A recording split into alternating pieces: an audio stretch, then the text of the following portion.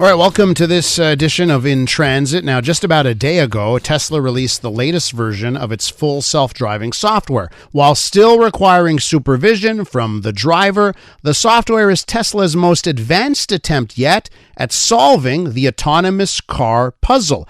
Have they pulled it off? If they're going to have to deal with situations like this, situations like dealing with an emergency vehicle. Have a listen. This is a video of our next guest driving his Tesla, dealing with an emergency vehicle.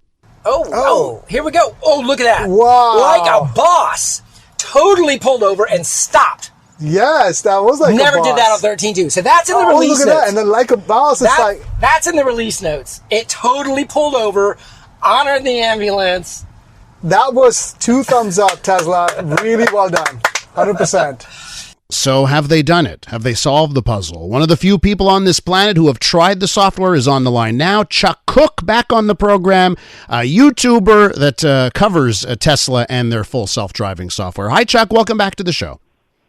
Hey, Elias, thanks for having me back again, and glad to talk about FSD 14. And I should point out, you were just retweeted by Elon Musk, so a lot of people know who you are thanks to that. So Chuck, full self-driving, supervised 14.1, there's your official title of the software. Is it ready for prime time?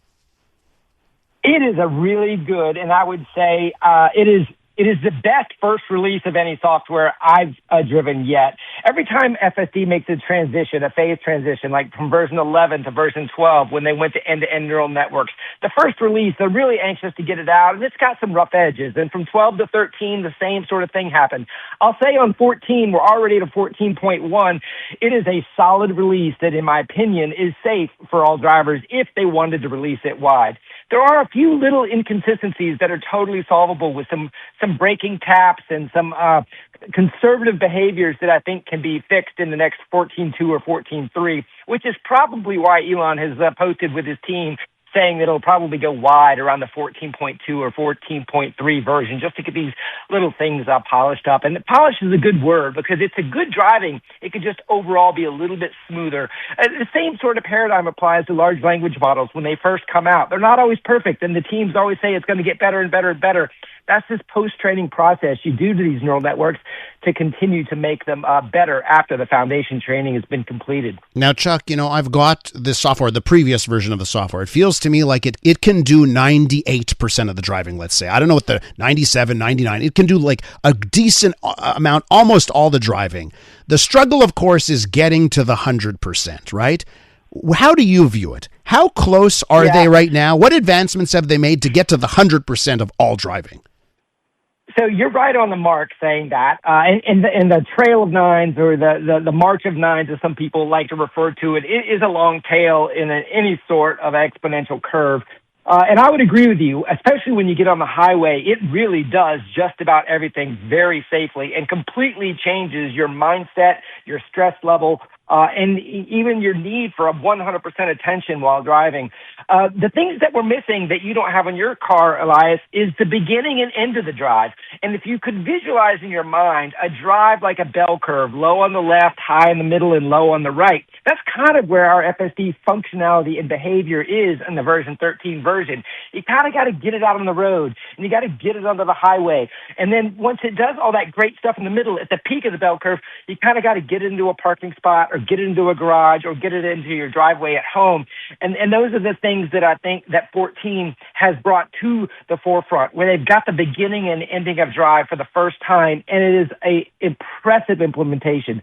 It backs out of my narrow driveway with grass on both sides perfectly. It has pulled into parking spots at destinations better than I could, and very, very smoothly. In one of the videos I posted yesterday, I had a destination of a supercharger that most Tesla owners are familiar with, and it went straight to the Tesla charger, and there was an option to tell it I'm going to a charger, and when it got to the station, in one shot, it backed into the charger and was ready for me to plug it in. So the beginning and end of drives are the last bit of functionality to really make it feel like a robotaxi or some sort of ride-hailing service.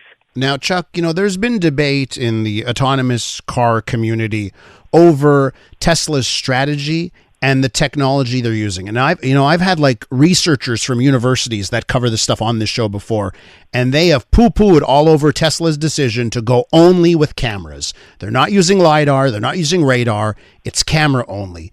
What is your take on Tesla's approach, and do their cars have the required technology, chips and otherwise, to get to the 100%?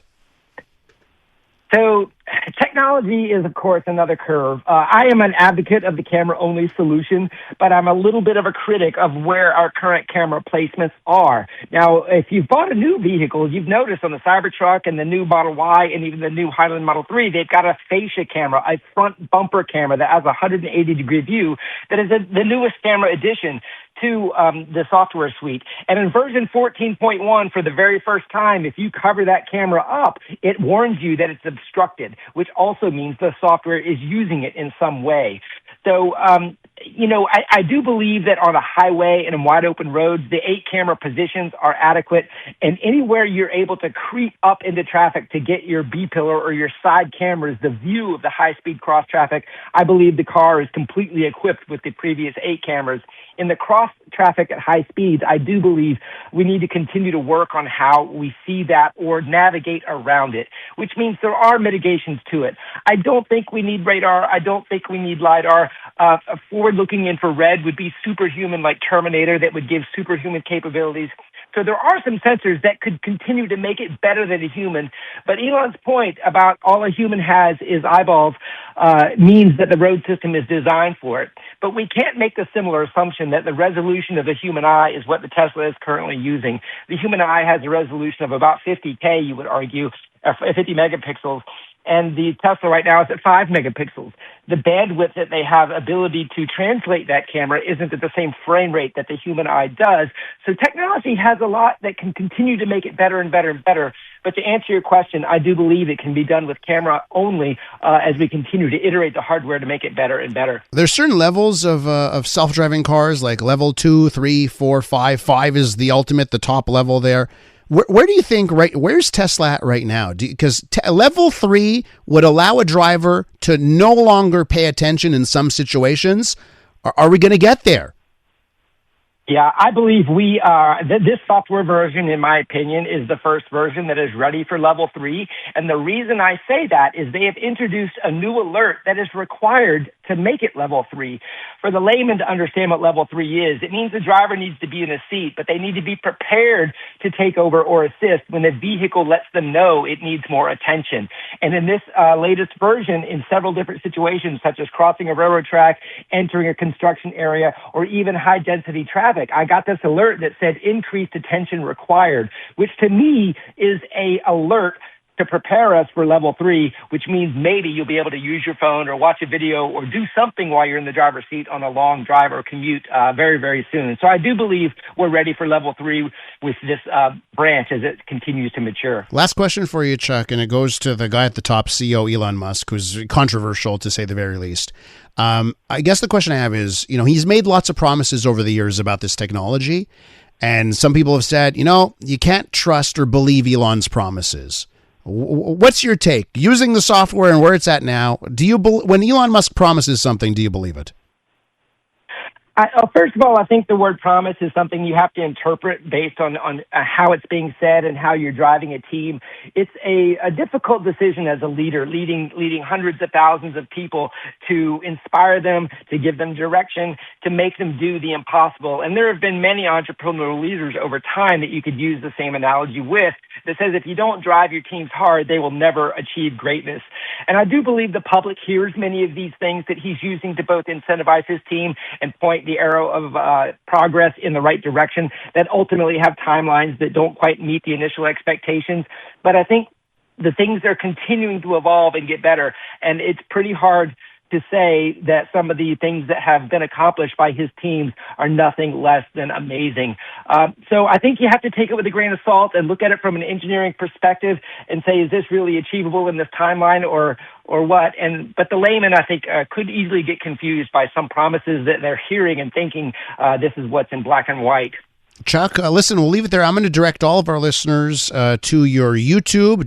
Go on YouTube. You do a search for Chuck Cook. Our listeners will find you immediately. You're also on X, posting your videos there. Also, they just need to search for Chuck Cook, and they can decide for themselves and see the progress of these vehicles. Thanks so much, Chuck.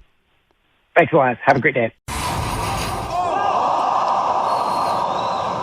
I'm Dylan Playfair. And I'm Tyler Smith. We're putting loneliness in the penalty box by talking to some of our favorite athletes about the importance of friendship. This is Bromance. Bromance is brought to you by Charm Diamond Centers, proudly Canadian-owned and operated. Charm has been part of your love stories and bromances for over 50 years. And you can find Bromance on the iHeartRadio network or wherever you get your podcasts.